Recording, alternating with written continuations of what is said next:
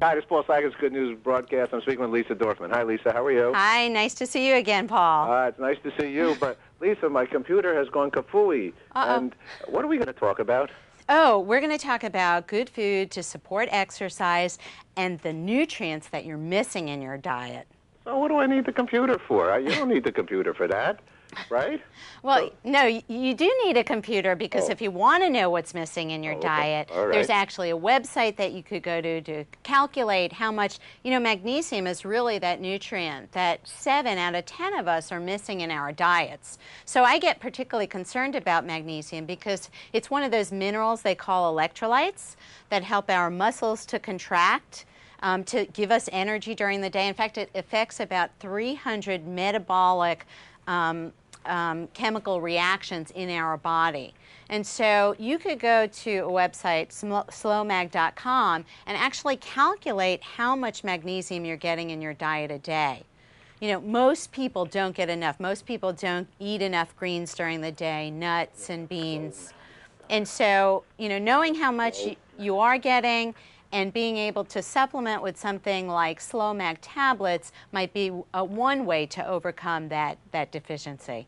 Okay. What are some other nutrition suggestions as well? Well, getting enough of a whole food diet, whether it's lean meats, chicken, fish, low-fat dairy or dairy substitutes. Some people are concerned about not only the lactose, but some of the proteins found in dairy products. Fresh fruits and vegetables, whole grains, nuts like almonds. All of these really make up a balanced diet. And when you're going to exercise, you're going to lose energy. So again, you need to replace that energy. Okay. Lisa, tell me a little bit about your background. How'd you get involved with this kind of thoughts? Well, I got involved in nutrition about 27 years ago, both as an athlete and just somebody that was interested. I grew up during the 70s and 80s when nutrition was, really coming into vogue. We had more research and more science on not only the nutrients that we're missing in our diet, but the nutrients that we actually need to perform well at sport or work or just feel mentally well during the day. Okay. What was your sports? What did you do? So my sport, well, I did all sports when I was growing up. Team sports, running, swimming. Now I am a triathlete, which means I do swimming, cycling, as well as running. I was a pro triathlete, and I'm still a competitive runner. Oh, my God. That's good news. I was going to do a little sprint triathlon on the 18th of July out in Montauk. I don't think I can get to go and do it right now, but it is very good to be healthy and to be, what do you suggest, an ideal weight that somebody, how does somebody get to the weight that they want? Do they pick a number that they think is the right weight for them to be and then try to pursue that?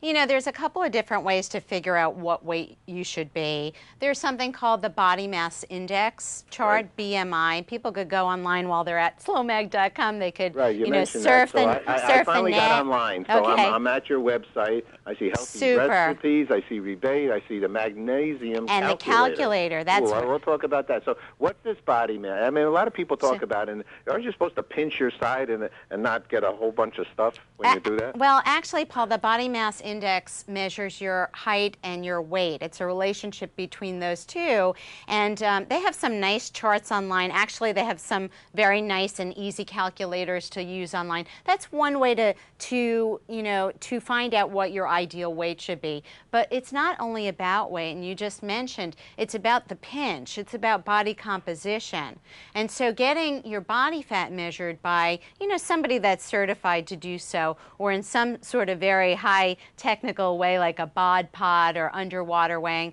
But you could also have the skin folds tested, the fat right below your skin, with something called skin fold calipers. And so they take those numbers, throw them into a formula and say, okay, you know what, you look like you're about the right weight, but your body composition, your body fat is very high. I suggest that people do more cardiovascular and some weight training based on their capabilities to reduce their body fat. More muscle on your body, the more calories you burn. Okay, so are you saying, I'm trying to find it. Maybe I just don't see it right now. there is a body mass. Oh, body mass index is somewhere else on the net. The slowmag.com website gives you the calculator to figure out if you're missing and how much you're missing magnesium in your diet. Right. Okay. All right. So first, that's a good. So start off with the body mass index. That's important. Yes. Also know your magnesium calculator. What is good with magnesium? I mean. Well, magnesium helps about 300 different biological chemical reactions in the body. So just like other electrolytes like potassium, which you find in bananas and oranges, and sodium, which, you know, most of us get too much of because we eat so many quick foods, fast foods, convenience foods. But they're all very important in terms of muscle contraction and nerve transmission.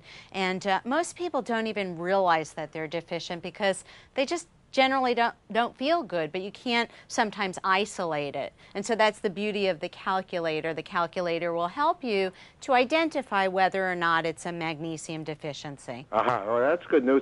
Lisa, I don't know, do you know that a banana has 50% the same DNA as us human beings? Wow, Paul, that's new information for me. Thank you. Important information. All those fruits and vegetables have DNA similar to human beings, well, and which is a good news. Yeah, it is good news, and they have a lot of vitamins and minerals, including the electrolytes, and even some fiber, Paul, which is really good for gut health. I think supplements are a very wise consideration. I'm a supplement guy, and I am because, you know, lifestyles, it's not so easy to eat healthy on a daily basis, and in all the areas that we need. So these supplements, how much do you take, for example? Does it depend on how deficient you are in magnesium? How do you know how much to take? Well, you know. There's something called the Recommended Dietary Allowances, the RDAs, right. Give us some guidelines for healthy individuals as to how much we should consume a day. So it's about 300 for women, about 400 for men is what the recommended daily allowance is. In terms of how much you should supplement, it's really dependent on how much you're not getting. You just don't shoot in the dark and just take supplements. And that's why it's so wonderful that you could go online to this calculator and actually calculate. So, you know, for half a cup of beans, it might be 50 milligrams. Well, you're just, you know, a fifth of the way there, you know, towards your needs. So you shouldn't over-consume anything, especially supplements, but just get enough. That's key. Okay, and does any supplement not work well with something else? There's a lot of interactions between supplements.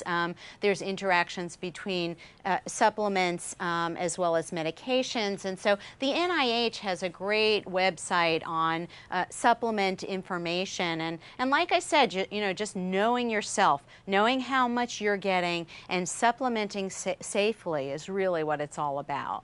Okay, sounds good. Lisa, last question. What's good news for you? Good news for me is just a great life, having a wonderful family, a wonderful world to live in, and a great country.